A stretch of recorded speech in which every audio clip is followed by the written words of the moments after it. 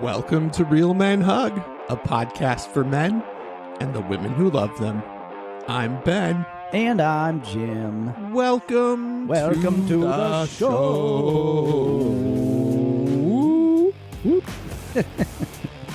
Welcome to the show. So glad you could be here. We have news. We do have news. Anytime that there's something that needs to be said, I just don't know how to bridge it. I just have to kind of put it out there. Speaking of segues, we are retiring from podcasting, effective immediately, or well, not immediately. Yeah, we're done. No, okay, bye. Let's go get lunch. We are retiring from podcasting by the end of this episode. It's true. This is it. This is it. This is a final countdown, ladies and gentlemen. You know what? Sometimes that's the way that life goes, full of disappointment. Yes.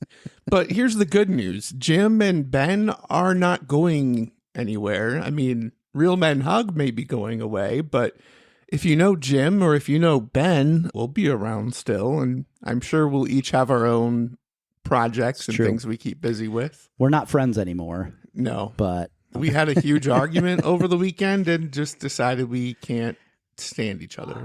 In sincerity, it's something that I know that I've been thinking about for a little while. I have loved doing the show with you, Ben.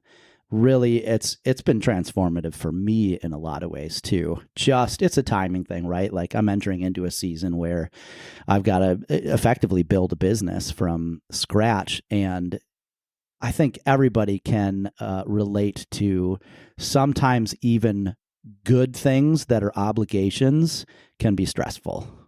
Absolutely. For me, Real Men Hug, it helped me see that the dreams and aspirations I have for myself are certainly worth pursuing. Having conversations with you on and off the air, it really, in a way, kind of rekindled this desire I've had for a while to start this spiritual direction certification program. So we're both in this season where Real Men Hug was, like you said, very transformative and in very powerful ways, and maybe even in ways that we didn't necessarily see coming. I don't know that when we started this a year ago that we thought we'd be ending it a year later, but that's okay. Here we are. I have really enjoyed hearing from some folks in particular that I think it made me feel really good to know that we really had make a difference. Definitely. We heard from some close friends of yours that had reached out, which, you're welcome to talk to. I know that John Cheslock is somebody who listened to the show, and he had reached out to us a few times and really appreciated how we were modeling some of these tough conversations that people don't often have. And Mahlon from Roundtable Mindset was another one that he's like, I literally talked to my wife differently today because of listening to your shows. That just meant a lot to me that we were able to make an impact, even if it was a smaller group of people. I'm so grateful that we were able to share that experience with them. I think of people in my life who decided to listen and it meant something to them. People that I didn't necessarily keep in touch with over the years. They still saw me on Facebook and they saw the podcast. That's just the wonder and beauty of social media. Just the random messages from old college friends or from fellow coaches that I got to work with in the soccer program. Yeah. Just hearing what the show meant to them is so cool. What we talked about and what we exemplified for our listeners, it mattered to people. And that, at the end of the day, makes me feel really good and proud of what we've accomplished here. So what did you learn about yourself during the process of this show? I learned that my initial speech impediments that I experienced on the show were not actual real speech impediments. They were more related to the medicine that I was on. Mm-hmm. And since stopping that medicine, it's helped tremendously. And so that was like a very unexpected benefit of Real Men Hug. Other things that I learned is that it's okay to be vulnerable and to be open about my imperfections, not just the things that are easy to be vulnerable about, but even those things that perhaps are less neat or less refined. It's okay to talk about those things too. And in fact, maybe it's in those unrefined thoughts that the true beauty is somehow.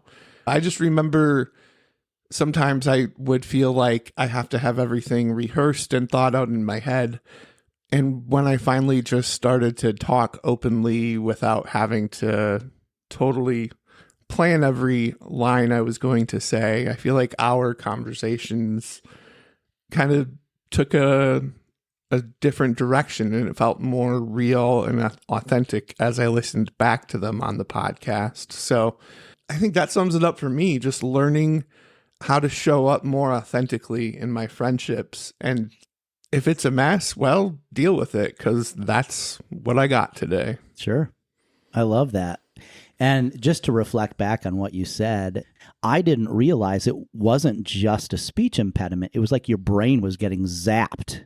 Basically. And you forgot what had been said. You forgot what you were trying to say, but there was like the panic that your lips are moving, so you have to say something. And for the most part, because you're an intelligent guy, it was coherent and it made sense, and you might not even notice it without us pointing it out. So I am just so grateful, if nothing else, that the podcast helped bring you to a point where you're like, okay, this is a problem. This is not normal. Yes. I mean, imagine trying to deal with that at work too. Meeting with clients, and suddenly it's like a little lightning bolt or a lightning zap in the brain. Yeah. Trying to talk about a product or a service, and all of a sudden, whoa. And the customer's like, you good? Like, oh yeah, I'm fine. Yeah. Start over. Yes. Yeah. So, and then I remember I felt bad, but a little bit in the beginning, I sometimes called you Mr. Whitaker because you would start talking in this very like church Sunday school and kind today of way. on Real Men Hug. And I was like, Ben, like nobody cares. Nobody they can get Mr. Whitaker on Adventures in Odyssey. They want to hear you. I kept referring to like B-dubs, Ben, right? Like when it's just you and me shooting the breeze, and I'm picking on you because you were the one self-reflecting. You can pick on me when I talk about what I learned, but I agree. I love when we kind of got more into just putting our feet up and relaxing and just talking about how life has impacted us. And so I've really enjoyed being on the other side of this podcast with you and hearing your sage words of wisdom, and I've learned a lot through that as well. I'm looking forward to carrying on our friendship without the mics. I thought we weren't friends anymore. Oh, that's right. Right? Yeah. So, honestly, one of the first things that I learned about myself is that I have a very unreliable memory. Or maybe that's not the right way of saying it. My memory is far more connected to how I feel than what actually happened. How I felt than what actually happened. Right? So there are some things like straight out the gate talking about my parents being divorced, and even like kind of like having to move to South Carolina, and some of those different things. I realize my memories are shaped around how I was impacted and how I felt. So I could say things like, for instance, nobody in my family was affectionate or talked about their feelings or emotions. But then my brother Dave would be like, well, that's not true. Like that's actually not what happened. And like, am I included in this mix that like nobody, but the thing is, my brother Dave, he's the oldest, and I'm the youngest of 5. Oh, sure. So he wasn't really even around or in my scope of conversation. And so to me, he just kind of gets looped in with all of it when he actually does have big feelings, right? Yeah. He might not express them in the same way that I do, but he just wasn't in that picture. That's something I learned about myself. Sometimes it is a little bit shorthand. You can say, well, actually, that's not true because this and that, and it just gets cumbersome. And so you kind of use shorthand with the past. But it's been an interesting process to realize about myself that I kind of have these biased memories about my past. I've always appreciated how connected your family has been to this podcast, whether it's through supporting the show or just listening and offering their feedback and input about the show. I love that.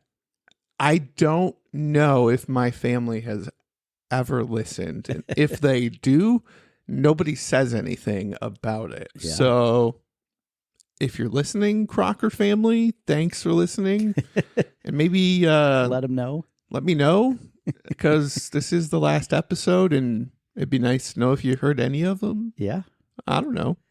But seriously, though, to the Vincenzo fam, thanks for being part of this. I feel like I've, by some weird extension, gotten to know your family through this whole experience, or at least through your perspective of them, which, as you just said, may or may not be entirely factual. Yeah, exactly. I've made it all up. You know, and my mom has been one of the biggest fans of the podcast, and she's one that early on, we had a lot of conversations about some of those perceptions, because especially around the divorce and my upbringing and everything, I think she just really wanted to be reassured that I was a good mom and that, like, you had a good childhood. And I could have even said it in the episode. And in fact, after the second or third conversation with my mother, I made sure that I did. But I think for her, like, she just so badly wanted the best for me. So it's always hard because divorce is messy. Yeah, no kidding. And there is trauma and there's baggage with that. And I think that's something that she really just wishes that she could take away. But you can't, and that's just the reality of the situation. My mother, more than anybody, and that's not to say that I don't have an incredibly supportive family, but she has always been there for me. She's always showed up for me and supported me in a way where she is there and she sees what I'm going through. I think that's huge. My mother articulated some of the trauma that I had been going through over the years. You know, you've done all these things and you've done it for your family, and so few people see the sacrifices that you have made, but I have seen you in that process, and I know that you're such a good husband and father, and you have fought so hard for all of these things to fall apart. And I'm like practically crying because I felt so seen and heard in those moments. And so, you know, Mom, I know that you're eventually listening to this episode. I just want to say that I have absolutely appreciated your presence and availability in my life. And I will say this to all the moms and dads out there: it is never too late. Yes. It's never too late to have a relationship with your kids. They just want your presence. But to some of the moms and dads out there, sometimes think about what your kids are saying. If you do have a broken relationship, the easiest thing to do is think a couple things. One, you can think, well, it's their problem, and if they really want to do something about it, then they can come to me. Okay, clearly that's worked for you for count the years that you haven't really had the relationship. And two, you get to thinking it's never going to change. Like, this is just the way it is, and accepting that.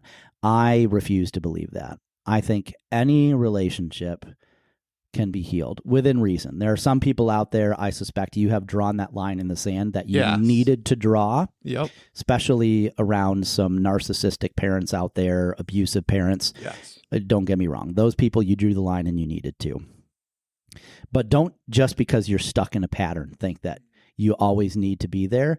But do some real self-reflection, because if you think the other person is 100% the problem, you're wrong.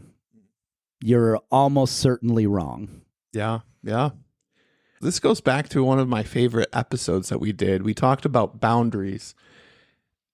Boundaries are very necessary, and there needs to be a end goal with said boundaries.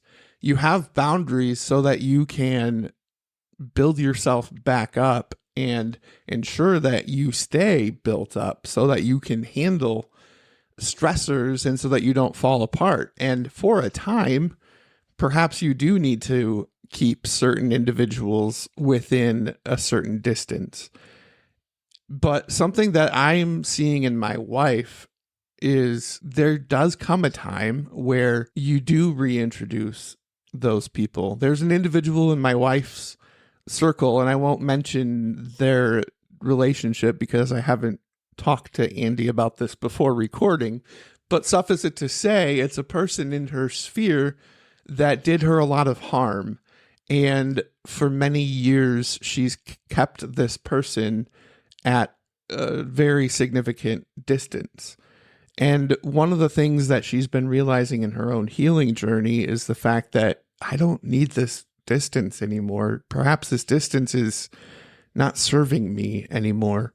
And so now the work becomes reintroduction and bringing that person closer. That's the kind of thing that I hope our show does for people, helping them to see and evaluate their own lives and their own relationships. So if hearing Jim's story of the complexities of growing up in a divorced family, of hearing of what it was like for his brothers, for his mom, all of the things that we've talked about here on the show, maybe that stirred something in our listeners. And, that's the stuff that really matters and makes a difference. So whether it's the boundaries, the family, we've covered a lot of ground on this show. Yeah. What have been some of the highlights for you of doing this show? I think one of the highlights for me, Jim, was when we recorded episode 5, we were talking about identity. That was the night where we came in and you were teed up to tell your Ed Jones story. And we made the decision that I was going to tell my identity story first.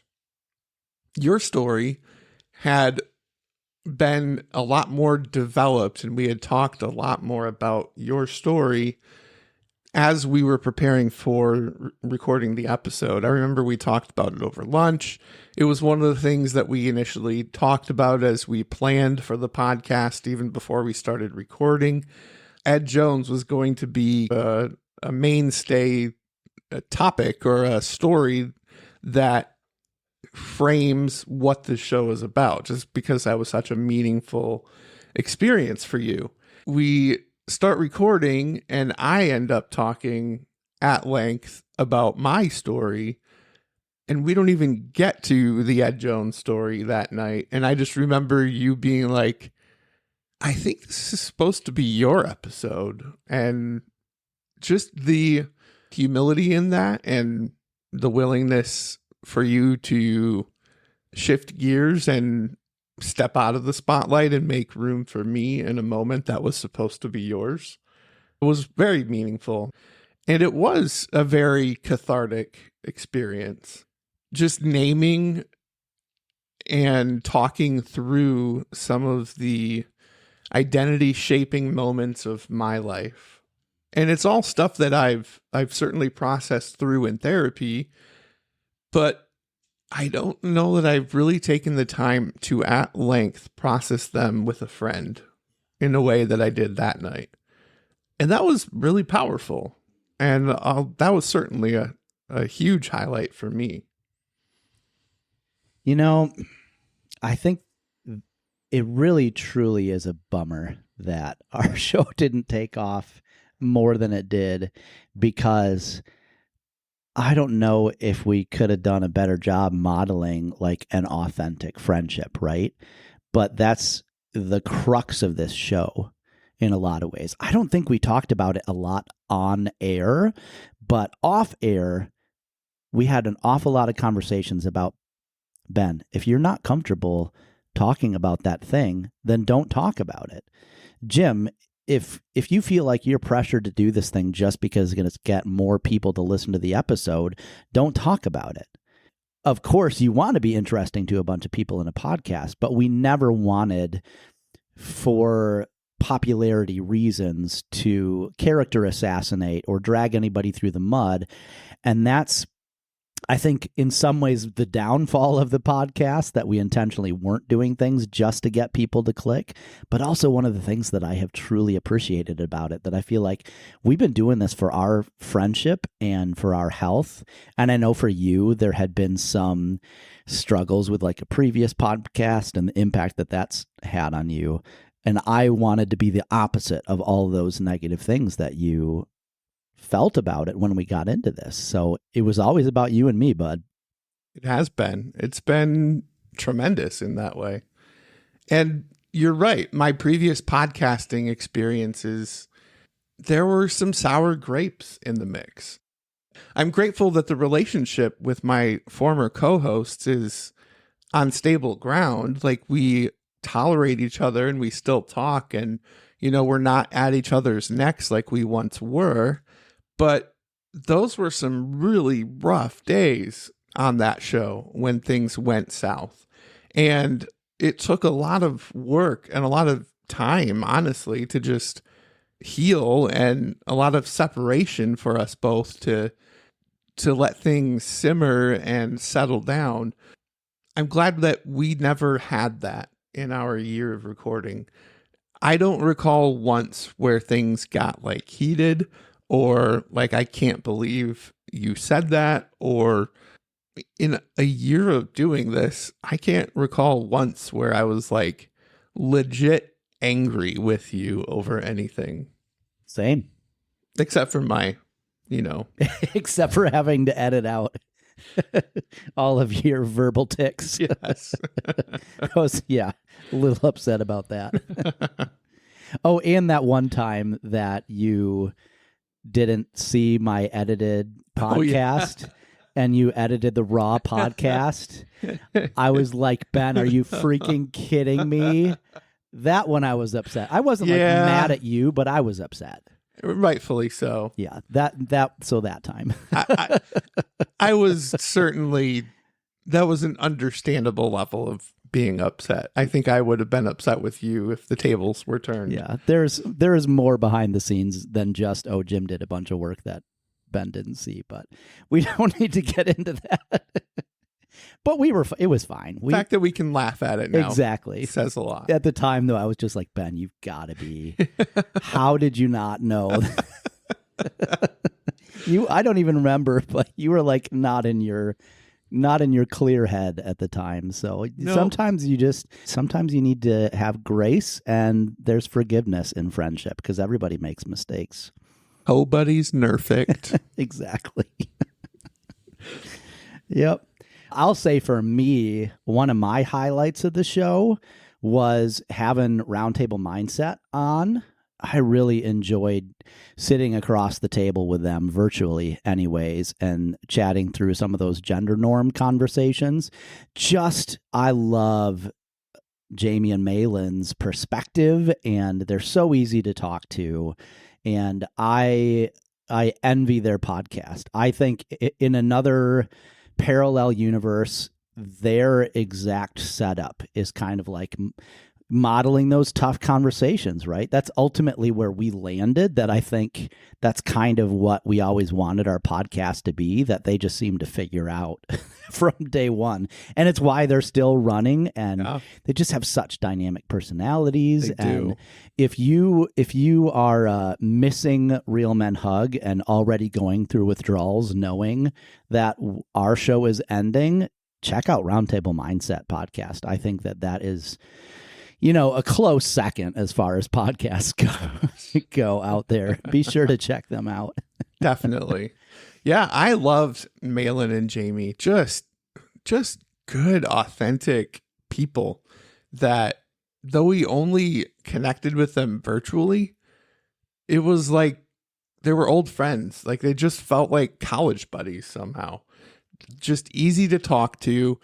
Super chatty, super engaging personalities.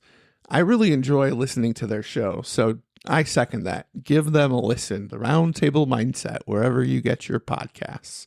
I also enjoyed having Dr. Zakreski on the show.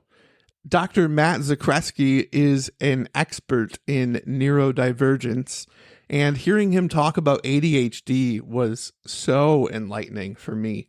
I was diagnosed as an adult with ADHD, so I struggled my entire life with all of the things that ADHD people face, and hearing him name them and talk about them and normalize these struggles and give some coping strategies and different ways of looking at the world was incredibly helpful. So in a lot of ways, I feel like Real Men Hug was possibly even more helpful to me as host than it was perhaps to listeners in an odd way. At least with that episode, it almost felt like I had a free hour consultation with an expert who knew my life forwards and backwards. It was very meaningful to have Dr. Matt on the show. And even today, it was hilarious. I knew Jim was coming over, and so I remembered that my Ring doorbell was low on battery. And I was like, oh, Jim's coming over. I better be out there so I can watch him because I'm not going to see him on the camera. So that sounds really creepy as I say it. But anyway, I'm not going to get a notification that there's somebody approaching my door. So I better go hang out in the living room. So I did. And then I was like, well, I'm out here, so I'm going to go grab the doorbell and I'm going to charge it. And then I got the doorbell and brought it inside to charge it. And I'm looking for a charger and I couldn't find one. And then I noticed that the latte maker was kind of dirty, and so I started cleaning that. And then I realized that I still hadn't plugged in the doorbell. And then Jim shows up at the door, and I've got a doorbell in one hand, and I've got a paper towel and a spray bottle. And I go and open the door, and it's just this chaotic moment of complete and utter ADHD chaos. And that's how today started. So that was certainly a highlight, Dr. Matt being on the show. I loved having Dr. Zakreski on, Dr. Matt on as well. For me, it was more just understanding my kids a little bit better, because I have two gifted kids that the whole buckets thing that he was talking about, or like you have different things that you're more or less intelligent or advanced in. I know I'm butchering it now, but just that idea that your kids don't mature and develop on those same levels helped me understand the things that I wasn't getting and why other people weren't getting my kids either. That was really helpful for me. I haven't checked out his book yet, but he's got his book, I think, is officially out now. So check out the Neurodiversity Playbook. You can find it on Amazon. It's probably the easiest way to get it. I'm excited to see kind of what he talks about in there, because he certainly knows what he's up to, knows what he's talking about. And so if you've got neurodivergent kids, if you've got ADHD, Cracking the Code is the book to reference. And he has a podcast now, I believe, as well. Yeah. So I'm not sure I recall what it is, but it's a newer podcast. Just look up Dr. Matt or Dr. Zakreski and you'll be able to find it. Highlight for sure, though. Absolutely. We were both taking notes during that episode. Yes. And I've referenced my notes a couple of times. I love the concept of from what if to what is. That has helped me reorient myself so many times in stressful moments, anxious moments. I just pause and I ask myself that question. Okay, is this a moment of what if? And if it is, what do I need to do to shift into thinking about what actually is? Yeah. Like, what is verifiably true in this moment versus what's the what if that I'm fretting about that may not be? So that's been very helpful. And then our most popular episode, and probably I would say the most cathartic and difficult one for me, was Failing Forward. Yeah. When Bitterness Robs Your Joy. Episode 7. That's been our most downloaded episode, and it was hard to get a lot of that stuff out. But I think that has been the episode that I have personally taken the most out of, and just kind of realized that, man, bitterness really does rob a lot of joy. Comparison is the thief of joy. And I don't know, our culture, I was actually talking to my sister on the way here over Marco Polo. And I said, I think part of the issue is that I don't value the same things that society values. And so when success and money and that big job is like the number one thing that society tells you you're supposed to be doing, even when you are crushing it on the thing that you value, you can still feel like a failure. So reading Amy Morin's book, the 10 things that mentally healthy people don't do, or I might be butchering that, but Google it, you'll find it. Just realizing like I am not a failure. I am killing it in the areas that I was really focused on. And it is so easy to get stuck in your own failures, get stuck in a pity party. But really, at the end of the day, the only person you're hurting is yourself. And so learning to let go of some of that bitterness. Life isn't fair. Newsflash. Yeah. I said it a lot better on episode 7, when bitterness robs your joy. So if you haven't listened to that episode, that'd definitely be one that I would recommend listening to. Well, Jim, we could talk all day about our memories because there's so many. I mean, as you're talking about that episode, I'm thinking back to being in the loft and hearing you tell the story and just feeling all the feels from when you were sharing. And we could just keep reminiscing. But the truth of the matter is it's coming to a close. And as hard as that is, I'm genuinely excited to see not just what's next for me, but for you as well. Like, I definitely see some growth, and it's been exciting to see that shift in you. You mentioned the book you're reading from Amy Morin and just the conversations that you've been having, the reflection you've been doing. There really is a shift from that bitterness into this openness, I would call it. It's not necessarily having it all figured out, and it's not necessarily having it all settled and like, yep, the life's just not fair, and that's totally fine by me. But I think there's certainly more openness in you. And I'm excited to see what that openness brings about for you. So I'm just super excited about that. I think there's some really good things on the horizon for you. For me personally, I'm looking forward to one day this space that we've used as a podcast studio. I envision this space being where I meet with my spiritual direction clients. I've been doing group spiritual direction practicum with my cohort.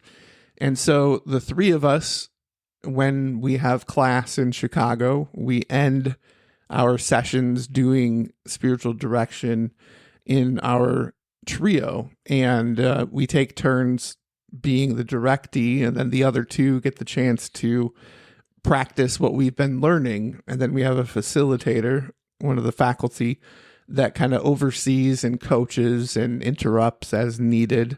And it's just been this really beautiful thing of learning the art of spiritual direction and showing up and speaking words of truth and sitting in silence with people as they share. So for me, that's what's next. Super excited about that and just moving forward in that program.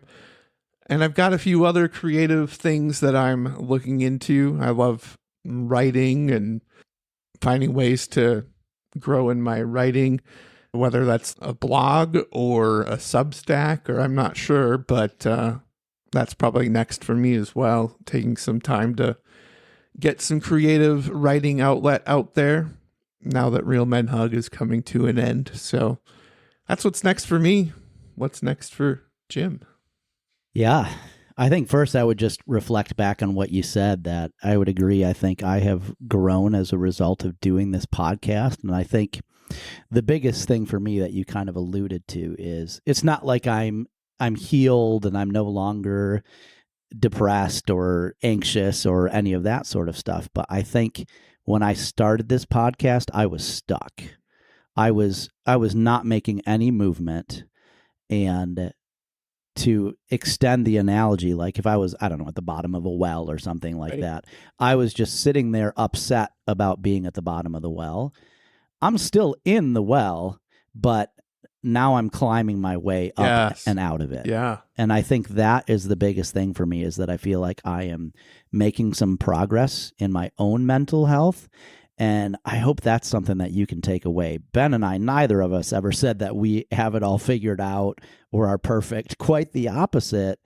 I really was truly depressed at the beginning of this and just felt like God had it out to get me, and I was stuck. And I think in talking through this episode, that led me to even like Googling and looking for my own podcast and stumbling into Amy Morin and reading some of her book and talking with you and doing some self-reflection to realize I am a big part of the my circumstances might have been what knocked me into that well, but I spent a long time down there not bothering to try to pull myself out because I was too busy being mad at the gust of wind that blew me down there in the first place.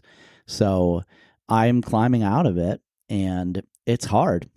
Yeah. It's not easy, but there's progress, and this podcast has helped me realize how many things that are going well in my life that other people could look at and be like, man, how can he have all of that and still not see like how blessed he is? And I am grateful for my wife and my kids and the relationship that I have with my family. That's the most important thing to me. And that is going so well right now that I can't take that for granted just because I'm not exactly where I want to be in my career. It's going to work out. And I think I'm starting to realize, even if this new step in the journey in this career ends up being something where I can't pull it together and I have to step away from it, that doesn't define me as a person. And you just got to pick yourself up, dust yourself off, and recognize, like, at the end of the day, I'm doing it to be there for my family, and I'm showing up for my family. Yeah. That's what's important. Absolutely. So don't rob yourself of that joy. Like I said before, sometimes even something that you enjoy, just the obligation of that is something that can pull away from. I need to be able to just reach out to Ben to go to B-dubs with him to sit and chat rather than figure out what we're going to talk about and when we're going to edit it when is it going to air. Yep. I'm just looking forward to just enjoying our friendship for what it is. And I want to start taking some ASL classes, whether that's through Lingvano or taking a class through something that's offered there because of my hearing issues. I'd love to learn ASL before, if and when it gets worse. I am going to write a short story, just a fun little fantasy story about a goblin. That's something that's going to be a joy for my kid to read, and just being able to do some stuff for fun and kind of relax and charge my batteries. And so I'm looking forward to the year ahead. Awesome. Nailed it. It's hard to do, Ben, but we truly are at the end of Real Men Hug. We are.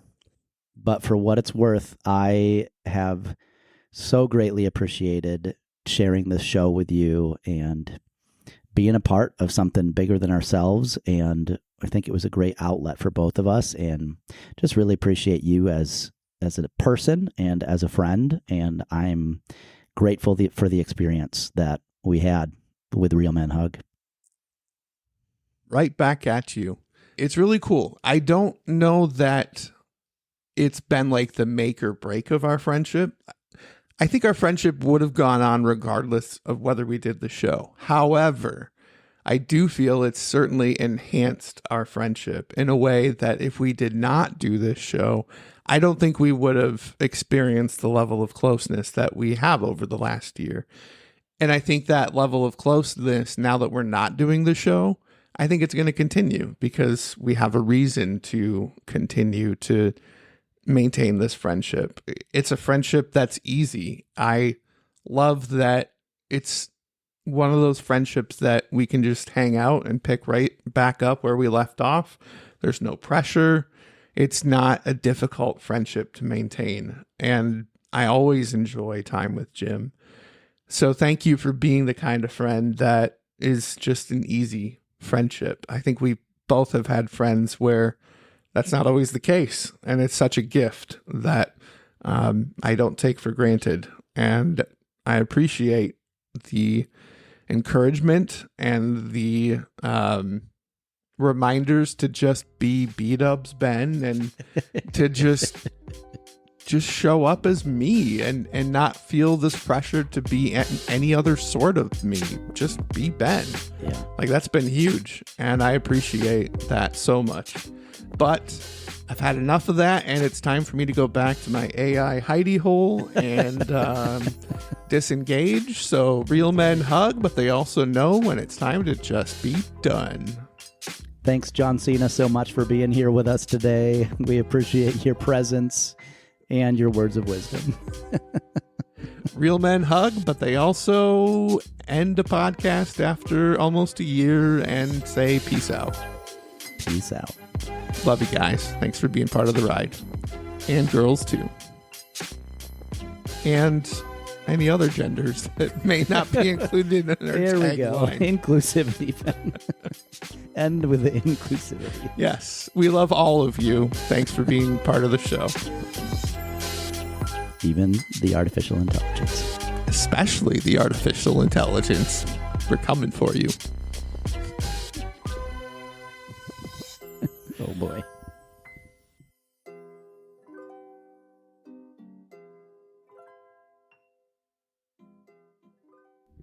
I feel like this would be one of those episodes where you wait till all of the credits roll at the end of the theater and there's like a hidden ending at the end. Like some kind of song. What? Do you have a song you want to sing for us, Ben? I can have AI write a song.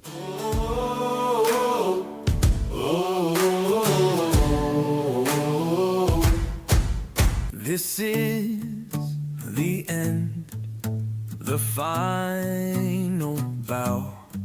We laughed, we cried, but look at us now. We're packing up the mics, turning off the lights. Our podcast journey's taking its final flight. I wrote this farewell song, so blame the bots if it feels all wrong. We're not in your ears, but we're still in your hearts. Real men hug may end, but love never departs.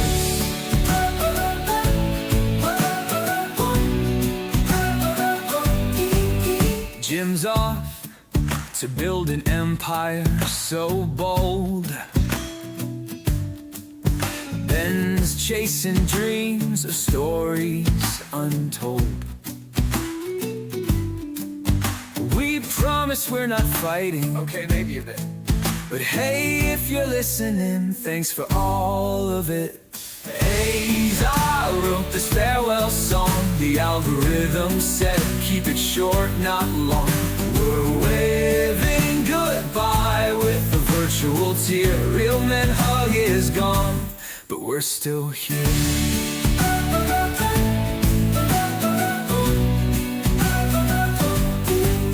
Cue this happy montage of our best hits. Jim's bad jokes and Ben's brain zaps. Oh, the bits! From awkward starts to heartfelt chats. We're signing off and that's that. I wrote this farewell tune. Goodbye came faster than a Midwest June. Thanks for the love, the laughs and the puns. Real men hug might be done, but the hug's never gone.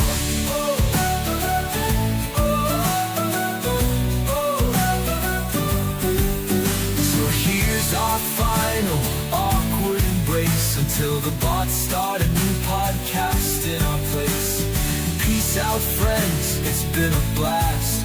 Real men hug forever, just not on a podcast.